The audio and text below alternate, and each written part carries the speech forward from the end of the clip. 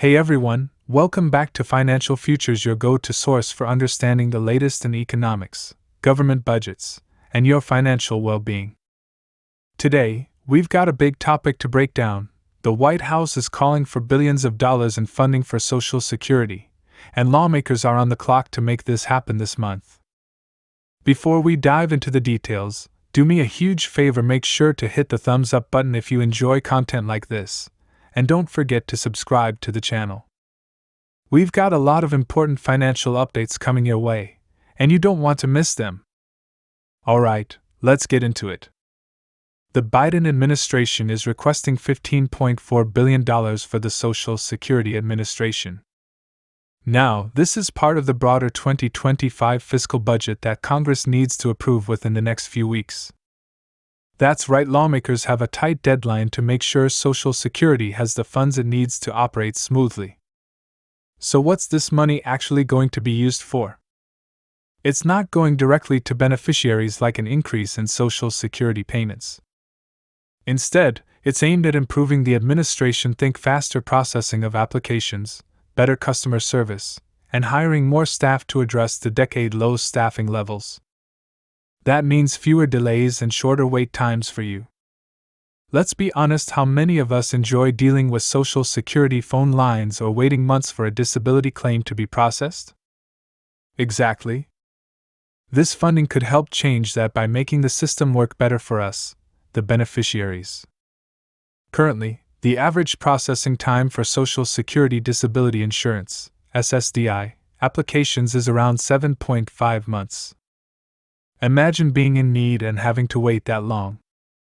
This funding would help hire around 400 new staff members to speed up the process, which is a step in the right direction. Now, here's where things get tricky.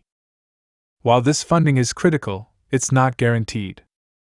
With Congress juggling over $1 trillion in spending requests and the possibility of a government shutdown looming, it's unclear if everything will get approved by the deadline. Most likely, we'll see a temporary budget extension, or a continuing resolution, to push these decisions into November. But let's talk about why this funding matters. Even though the money isn't going directly into your monthly Social Security check, it's still a win for beneficiaries. Better administration means a more efficient system, fewer delays, and overall, a better experience for everyone. And it's not just Social Security. The White House is also requesting $122 billion for the VA, Veterans Affairs. Both programs are essential for millions of Americans, and ensuring they are well funded is crucial for their continued success. Look, this is money well spent.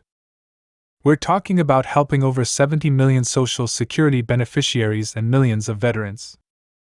These aren't just numbers, these are real people who rely on these services every single day. So, what's next? Congress has a few weeks to make some big decisions. I'll keep you updated as more information becomes available, especially on what this funding will mean for Social Security and how it impacts you. Make sure you're subscribed so you don't miss those updates. Next, we are diving into some key economic insights that will impact us all. The economy isn't doing great right now, and the latest job reports give us a clear glimpse into why. Whether or not you're job hunting, this data will affect your money and your future. So, let's break it all down together. But before we jump in, I've got a small favor to ask. If you find this information helpful, smash that thumbs up button, and don't forget to subscribe to Financial Futures so you don't miss out on any updates. Alright, let's get straight into the details. The latest JOLTS report, aka the Job Openings and Labor Turnover Survey, just came out, and the numbers aren't looking good. In fact, the job openings right now are at their lowest level since January of 2021. That's over 3 years ago, and the situation was drastically different back then.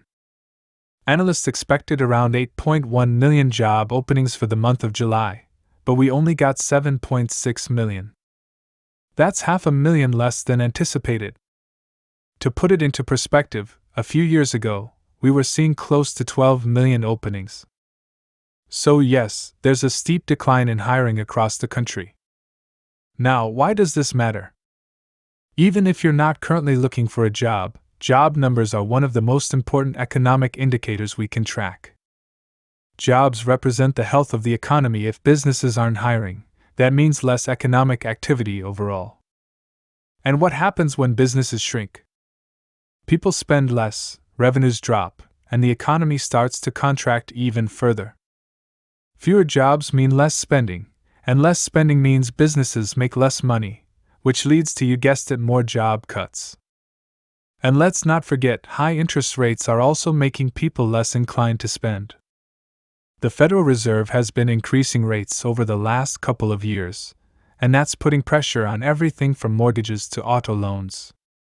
The truth is, the economy is like a massive train. Slowing it down takes time. But once it's moving in one direction, it's tough to stop. Right now, we're in the slowing phase, and we haven't fully hit the brakes yet. Here's what's next.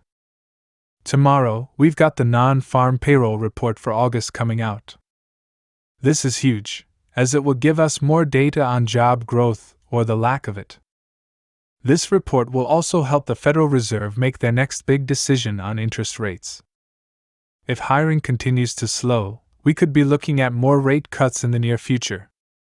So, what does this all mean for your financial future?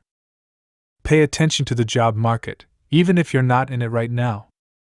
It's a critical indicator of the economy's health, and when it contracts, it affects everyone.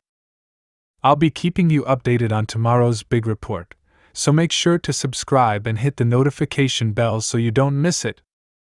If you found this video helpful, please share it with your friends, family, and on social media. Don't forget to check out some of my other videos that dive deep into Social Security, retirement planning, and government benefits, insights on personal finance and economic trends.